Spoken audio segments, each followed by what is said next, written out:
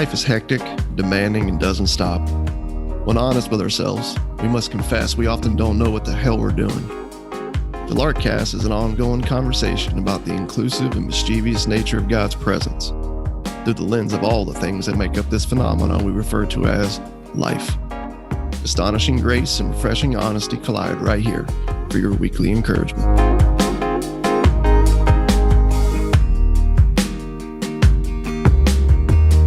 Welcome back to the Larkcast, where my good friend Annette's walking in her high heels across the hardwood floor, making a bunch of noise. Annette, don't you know we're podcasting? This is a God thing.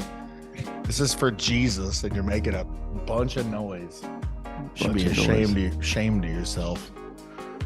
Hey, Russ. Hey, Jameson. Just had to. Hey, what's up, Tony? Just had to yell at my friend really quick before we got going on this thing. Well, I mean, it is fitting to a guy wearing a KFC jersey. Here's my jersey for everybody who is watching on YouTube. KC, it is a Kansas City Monarchs jersey. Jackie Robinson spent 1 year in the Negro Leagues with the Kansas City Monarchs. All right. And I got it because I'm too lazy and busy to create Catico creative gear for myself and my team. So I just buy Kansas City stuff and say that it counts for our company. So you might as well be wearing awesome. A KFC jersey. I thought that's what it said at first.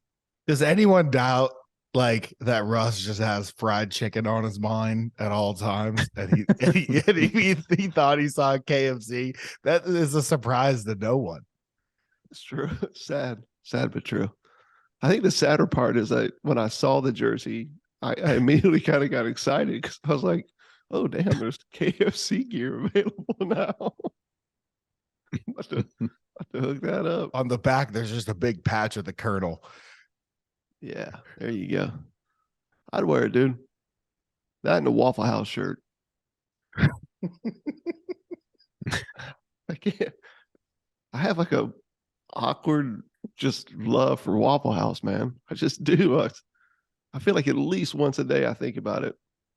Do you guys remember when we were in Jackson, Mississippi, eating at a Waffle House, and then that dude was at the counter? He was at the bar, and all he was doing was playing Facebook stories over and over as loud as his phone could go. I do remember that now. Just clueless. No shame. Just sending it. Yep. Full send. Everybody in this restaurant ought to be able to hear this. Just one story after another. I told my friend the other night, we were out really late pushing snow, and I told him that, man, the worst thing about Iowa in the winter is that there's no Waffle House, because all I want when we're done here is to go to Waffle House. And sure enough, there's not even a diner open in Des Moines. Oh, that's like sad. Des Moines. It is sacrilegious, man. Yeah, I've been to Des Moines a couple of times. It shuts down early. It sure does. That's not good, man. It's not good at all. I know. Like we could open small towns across America. A franchise. Waffle House is open all night. That's it. Don't you remember that one time, dude, when we were, speaking at something, man. Yes, I did. Hanging out at a bunch of places. I don't even know what you're about to various say. Talks, and then I think we had to land at a conference eventually out in LA County. And my flight got delayed. And you wound up hanging out like at a 24-hour gym. On Crenshaw Boulevard in LA. Where Nipsey Hussle got shot. Yes, I do remember that.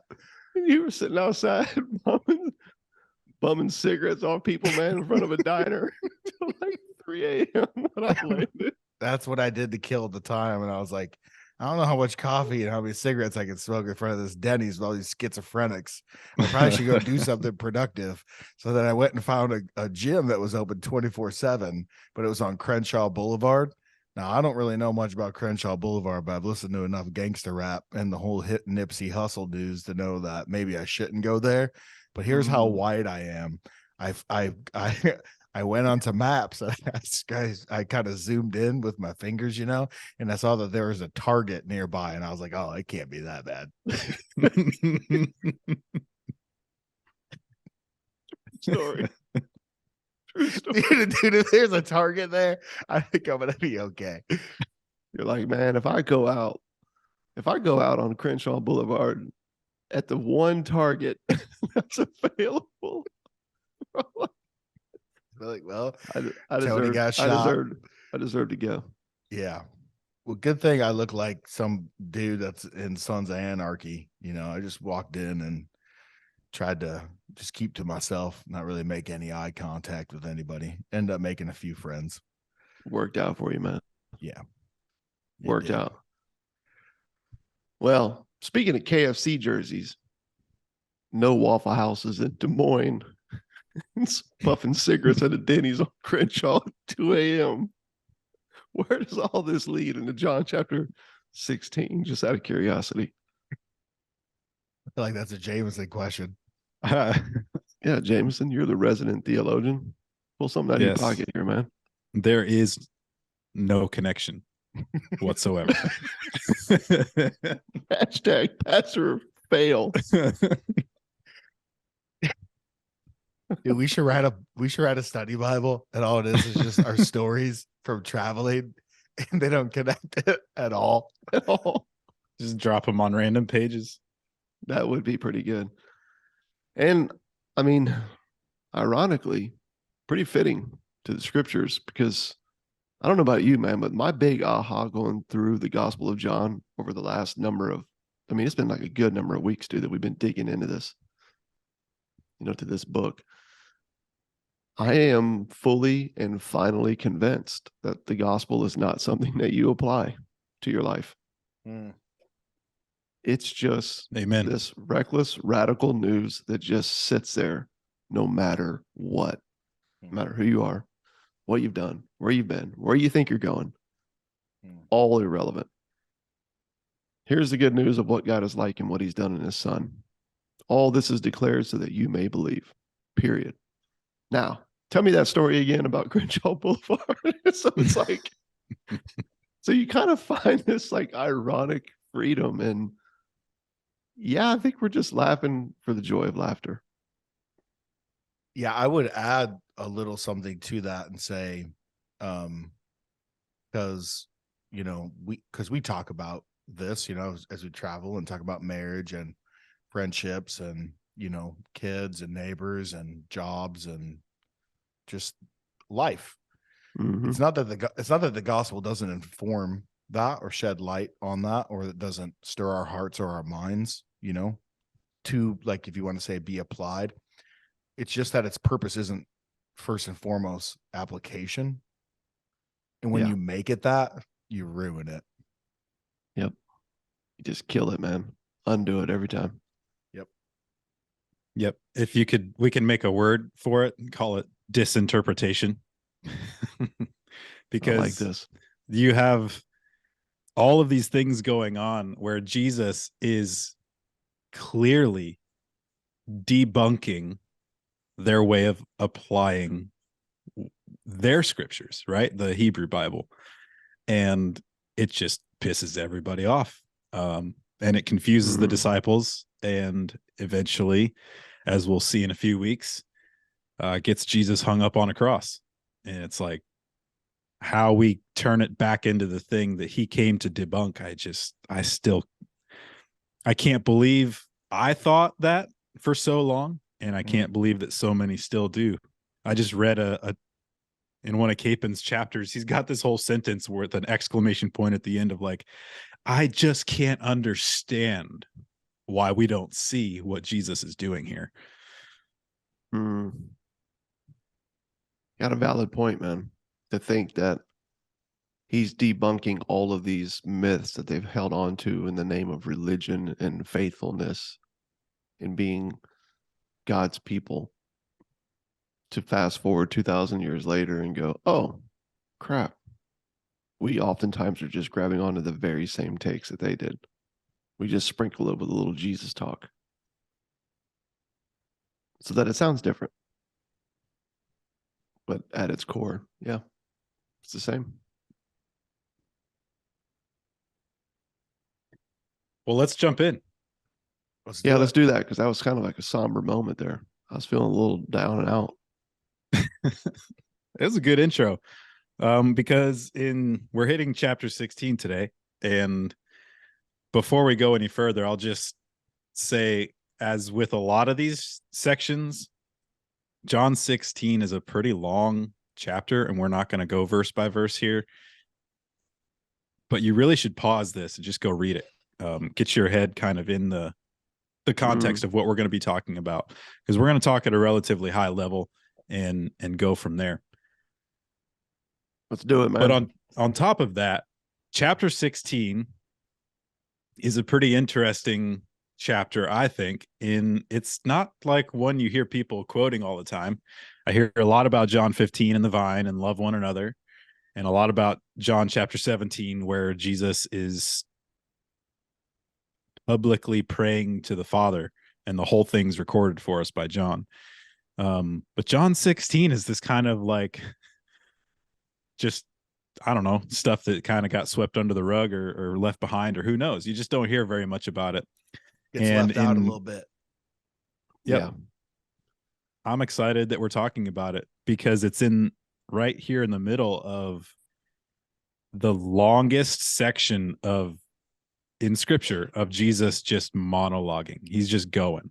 And that's why it's a very unique section of scripture. So John 13 through 17 is all happening at dinner, apparently in the upper room, right?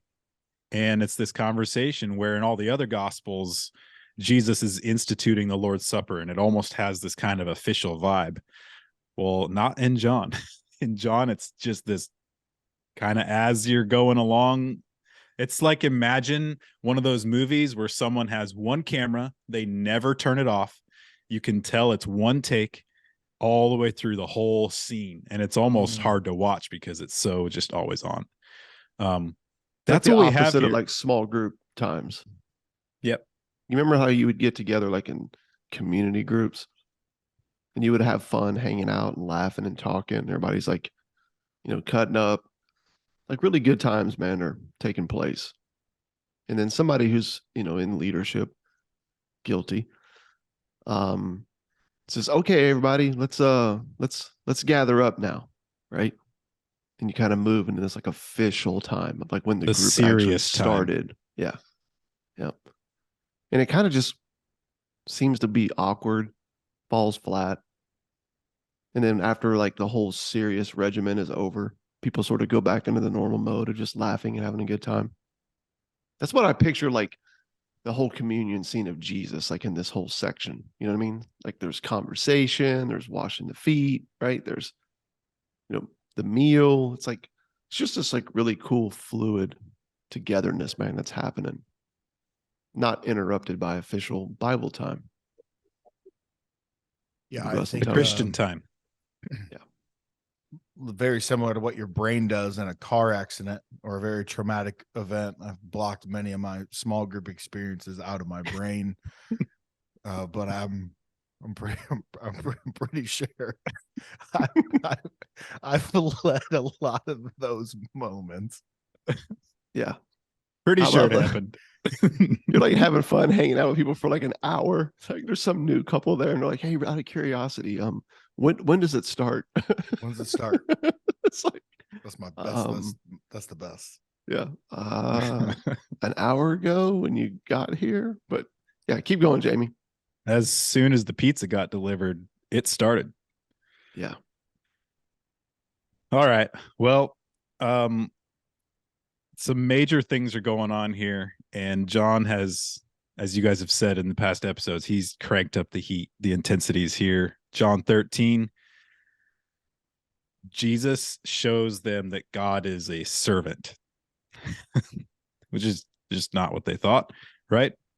And John 14, Jesus is the truth, or another translation of that is reality. He's Mm-hmm.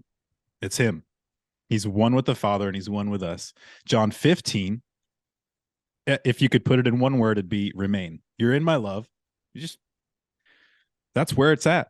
My love. Like, that's where you live. That's where you are. That's where you get to be. That's the only place there is. So remain.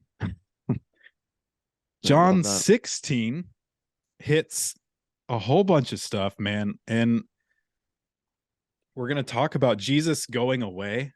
He's predicting his going away. He's predicting the arrival of the Paraclete, or that's translated helper, advocate. Baxter Kruger said a really good translation for it also is soulmate, which makes a lot more sense out of that word than from what I think we're used to. And then after that, the return of Jesus, the imminent return, like the quick one. He's not talking about like in some form, like future age. And then there's just so much here. So I want to draw your guys' attention and see what you think about this to a theme that 16 picks up really strong, but we see throughout this whole section, right? Actually, I'm just going to start. I think chapter 16 almost really, like, the chapter separations mess us up. So if you go to 15:26, it says, when the Paraclete comes, whom I shall send to you from the Father, the Spirit of truth, who issues from the Father, he will be my witness, and you too will be my witnesses, because you have been with me from the beginning. Here's the beginning of 16. I have told you all this so that you may not fall away. And as soon as I read that in preparation, I was like, so that. I basically circle every so that in my Bible, because I'm like, this helps me understand what the author's trying to show me. So I looked in this whole 13 through 17 at all the so that's, chapters 13 through 17. Listen to this. Listen to this list. John is putting all this on paper so that you may not fall away, so that you may remember what I told you. Jesus saying that. So that you may find peace in me, so that you may believe, so that Jesus' joy may be in you and complete in you, so that they may all be one like us, Jesus says to the Father, so that the world may believe that you sent me, so that they may always see my glory, so that the love with which you loved me may be in them, and then so that I may be in them. What are you guys hearing is the point of all of this? What's the so that for John? Or maybe what is it not? Well, it's definitely not a to-do list, man. That's for sure. Yeah, that's really cool. I love that you went digging for that. I think it's very similar to what we saw last episode in 15. I'm saying these things for your joy. And it's, so much of, Bible teaching is like warning, kind of just trying to, shake people up, get them to rise up spiritually, awaken spiritually, start being better, doing better, performing better, believing better, living better. And it's just hearing those words. Man, that's comforting. Yeah. It made me think, leading right into this podcast, which you guys know in our audience, I'll invite you into this quick little scenario here. We had to kind of hit a little pause button, man, in starting this, because I've got a 5-year-old who came walking out of his bedroom and he's having a hard time going to sleep. He struggles with some anxiety things, especially a little bit more lately than the norm. Long story short, mom's normally here, but tonight's our book club night, right? So she gets a break. My daughter's also normally here in the evenings, but she had some plans. So anyhow, him and I got to hang out, have fun, went in there to put him to bed. and he was asleep. I came out here to get ready to podcast, man, and he shoots up like a rocket. Hey, where you going? Hold on a minute. You can't leave. There's all this, anxiety kind of builds up. Kind of walk him through it, come out here, feel like he's good to go. Well, then he comes walking back out, take him back in his room. And he's running through this list of all these things that he's afraid of and all these things that he needs to do. And just to be honest, as a dad, I'm like, in my head, I'm like, okay, dude, you're fine. You know what I mean? The normal spiel that we give. And I start to list a few things that he can do that will help him in this moment. Now, this is all taking place, just so you know, 15 minutes ago. But as you were sharing that, Jameson, I didn't realize this, but in the end of my little spiel with him to try to help him calm down, instead of giving him some things to do, I just went through a quick list of what's true. You're safe. Okay. You're at home. You're with me. I'm right here. I've always been here. I've never let you go. Nothing's ever gone wrong. Okay. You can take comfort in it. I'm kind of running through this reality. You're free to lay here and recline and relax and go to sleep like a little 5-year-old boy should. And it's not because of all these things that you need to do so that you can relax, but instead, because I'm here, your dad.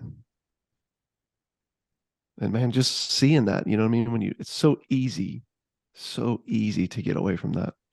When you think about the scriptures, it's so easy to just go straight to instruction and application instead of, no, this is a declaration of what I'm like so that you can remain in my love. It's a big difference. It's so good. And we don't go looking for it, like you're saying. And as I'm listening to that, I'm like, and how many times have you had to do that with Eli? Like as a parent, I mean, you can't count.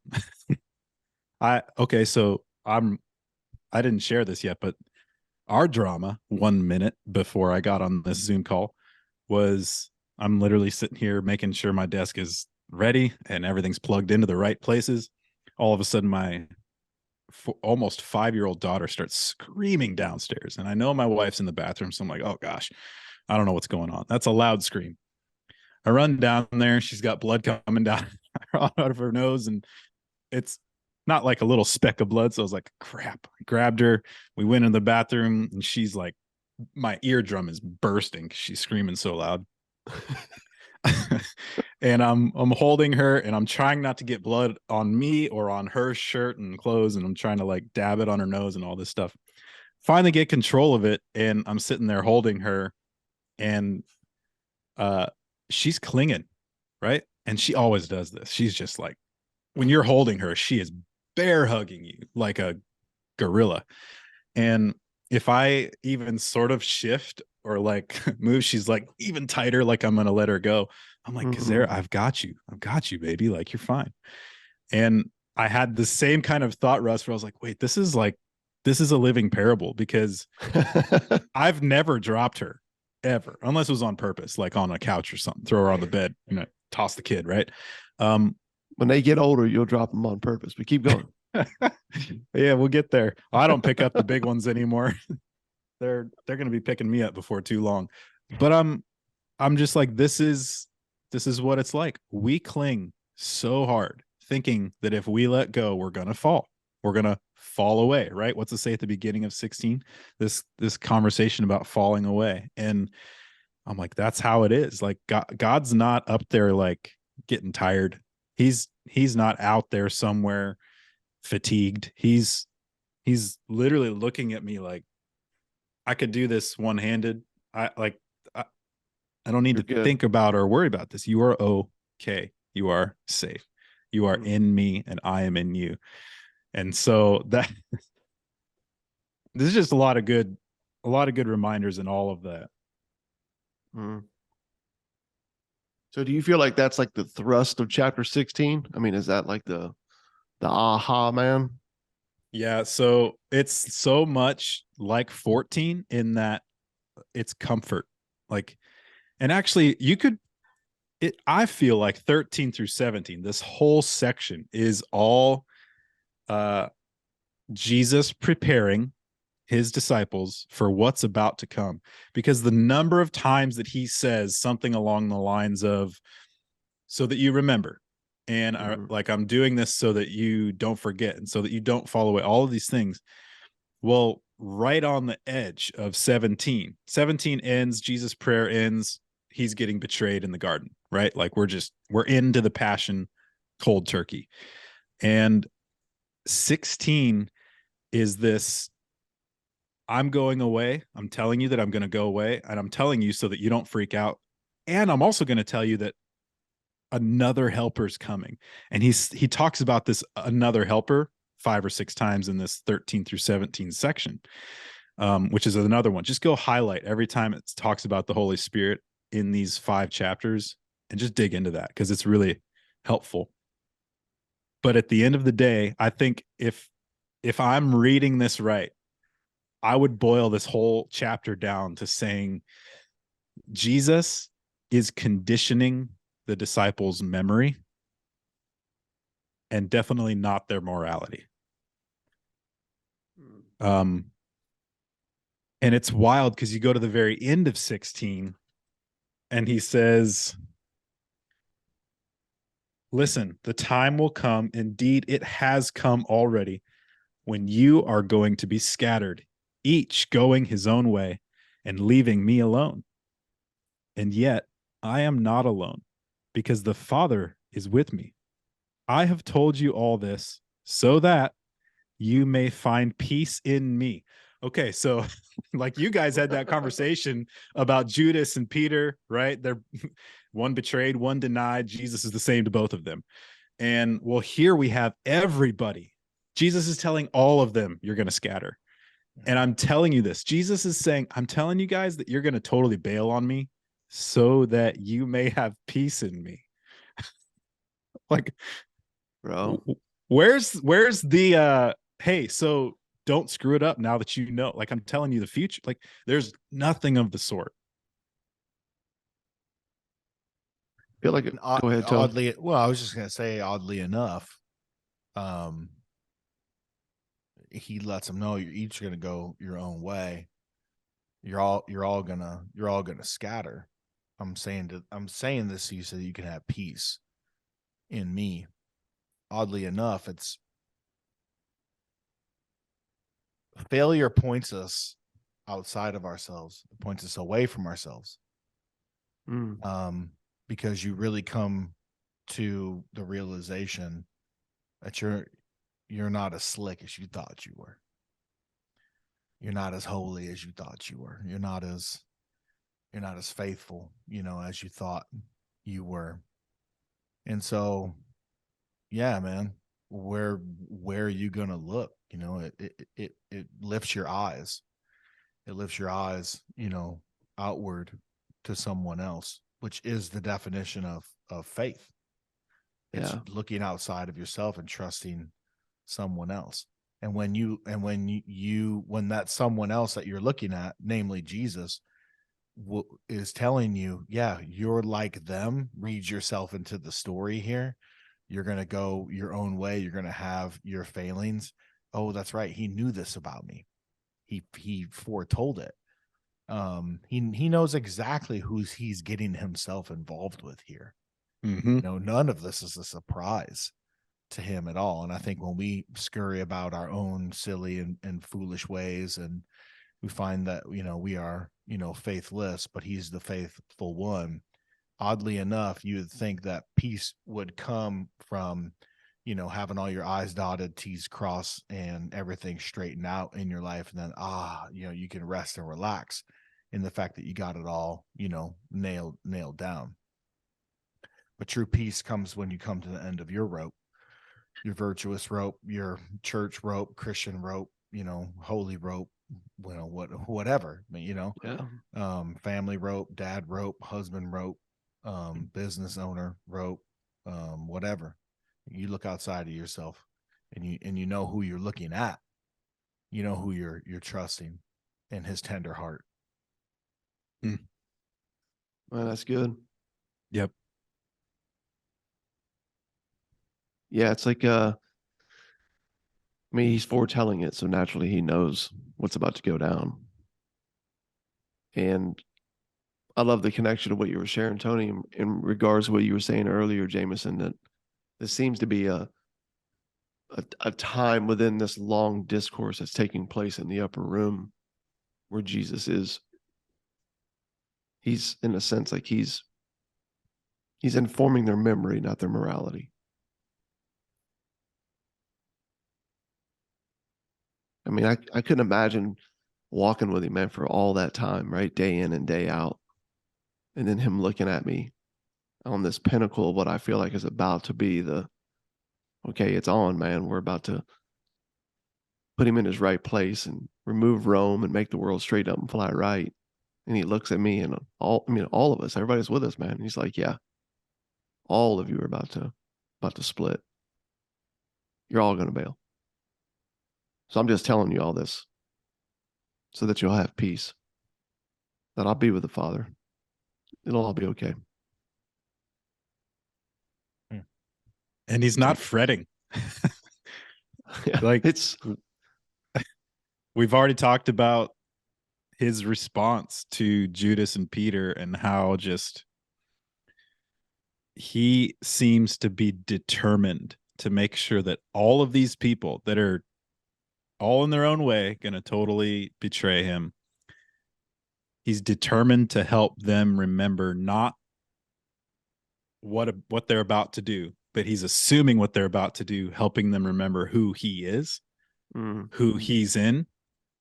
He's in the Father. I mean, he's said that so many times in this book. We probably should sit down and count it. Like, how many times does Jesus say some variation of, I am one with the Father. The Father is in me. The Father's with me. The Father sent me. I mean, that one shows up like 50 times. There's just the sending.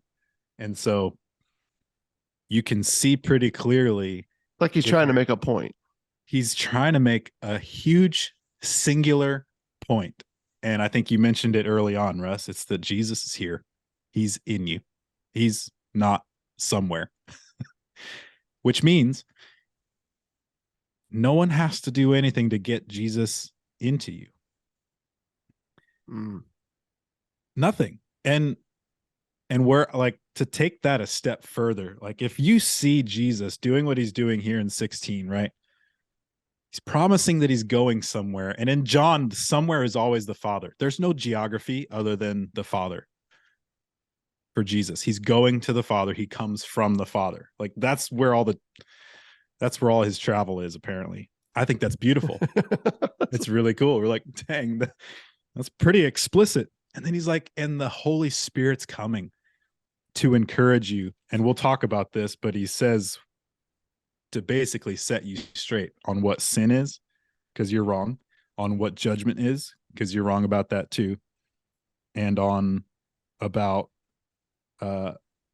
what it means to believe in me, or what it means to be in the right. He redefines all of those. That's what the Spirit's coming to do. Not in Jesus's absence, but in some way in a different kind of presence. That's what's really bizarre in this book, is like Jesus saying, I'm going to the Father, but I'm sending the Paraclete. But sometimes that's the Spirit of Christ. Sometimes that's referred to as Jesus himself. So it's like, this is the one who is with you. He's not going to leave you, right? He talks about that later on. We'll get to that in 17, but there's the single message here. Yeah. Because we're like those little kids, right? We just need to be reminded over and over and over. It's pretty wild. I mean, I ain't gonna lie, man. Like, I'm sitting here running through my head over this. I know I've read it. I know I've taught it. I was thinking through it and reading over it, even leading up to this podcast. But man, I feel like if I was pastoring a church again right now, man, and I was working through this, I would do my damnedest, man, to make sure that this chapter landed on like the most non-attended Sunday of the year. That's kind of how I felt reading over this. I mean, it would have to land on like that 4th of July, right? The Sunday after Thanksgiving. You know what I mean? The first of the year this year, I think, was like January 1st this year, I think, was like New Year's Day was Sunday. You know what I'm saying? New Year's Eve like was all the preaching slots I got when I was coming up. right. Like that's where you would figure out a way, because it's crazy to think that you have God in flesh looking at people and saying, I know you are flawed and frail in what you're going to fail to do. So I'm reminding you of what I'm like so that my peace may be with you when you do. Come on. Dude, if you let that out of the bag and let it be what it is, it's the most like counterintuitive, subversive, brain shaking truth you can, you know what I mean, that you can grab a hold of. It's life-giving. It doesn't make me want to go be an idiot in any way. If it does anything, it just makes me draw closer to him. But the flip side, man, is if you don't fully grasp all of that and let it be what it is and try to find a way to, you know what I mean? Like, which I would have done for sure, dude, for years. I'd have been petrified of this chapter. It's just, I would be too fearful to let that much freedom out of the bag, bro. Yeah. So maybe that's it. That's the simple truth, man, of John 16. That's where I land on it. Yeah. Anything else before we close out here? I got one more thing, and it's an implication of all of those things. And it's stunning to me. So I'm going to read this really short quote to you guys. I've been following along Baxter Kruger's class on the Gospel of John. Unfortunately, he hasn't gotten chapter 16 yet. But this whole section is so interconnected. He was talking. Came ill prepared. Yeah, that's why this is just bad. I mean, we probably should start over. No, so here's what we're talking about. Like, let's go ahead and assume that we're right about the one thing John's trying to say is Jesus is in you. That's reality. And faith is discovering that that's true.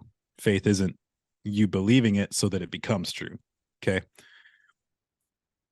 He says this, Kruger says this. He says the irony is, if you want to have a closer walk with Jesus, then stare into the abyss of your own soul and see your own crap and see him there with you.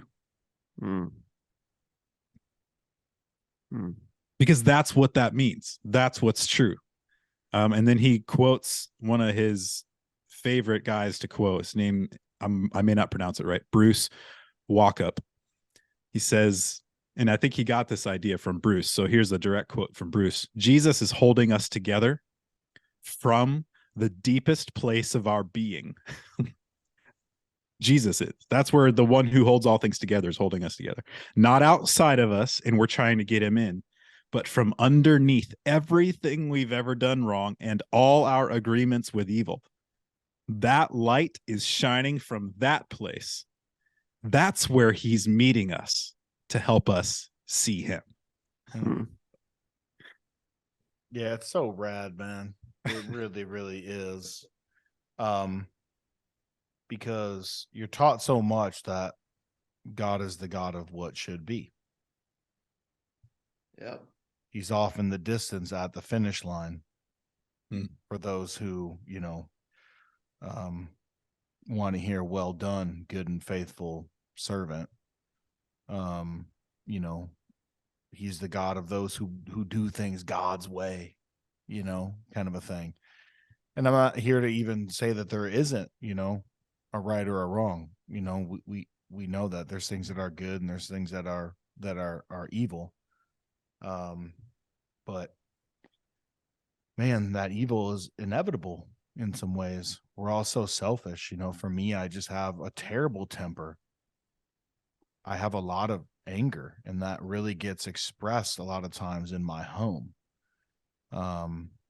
And there's been a lot of really hard moments, you know, in my life with my oldest son in particular. He and I are butting heads, you know, quite a bit. And I think back in the day, for me, it would have been kind of like, man, you know, God stands outside of, you know, those things, as someone who's saying like, come on, Tony, man, like come back to me. And, you know, you need to be reading more, praying more, in community more, or whatever. And then these things wouldn't be, you know, happening. And I'm not here to say that there's not, you know, ways that you can calm yourself down, or, you know what I'm saying, assuage your anger, or even some ways, even just like coach yourself, you know, through, you know, some of those things. But those dark moments when you're just like, man, dude, I'm ruining this relationship in some ways. Like I'm causing some real hurt here. Like he's with me in that moment. He's not left me. He meets me there. In fact, the Spirit meets me there very, very often, you know, in those moments as I sit on the couch on my phone, just trying to act like, you know, nothing but is bothering me about this. Like I'm still like in the right, you know, after this interaction or whatever. So yeah, dude, that quote, you know, in this chapter hits me in a lot of ways. He wasn't kidding when he was saying like, I'm with you. I'll never leave you and never forsake you. Yeah. Have peace.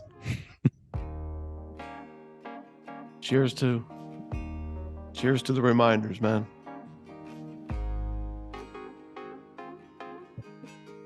May that be the journey. May that be the role hopefully we get to play in other people's lives. Yeah.